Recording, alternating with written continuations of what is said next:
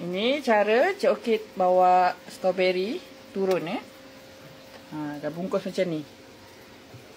Hari tu Cik Orchid beli yang ni 1 kilo lebih. Ada 5 pack macam ni, RM30 je. Ni cara Cik Orchid bawa turun lah dari Cameron Highland kat rumah. Tengok hasil dia. Cik Orchid macam setiap pack ni Cik Orchid alas dengan tisu tau. Dari sana tu Cik Orchid dah alas dengan tisu macam ni. Atas bawah. Letak tisu atas.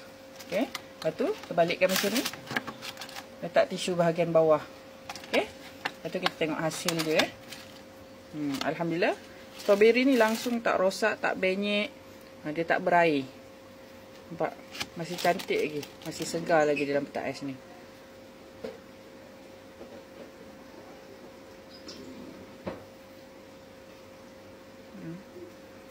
Nampak tak strawberry ni?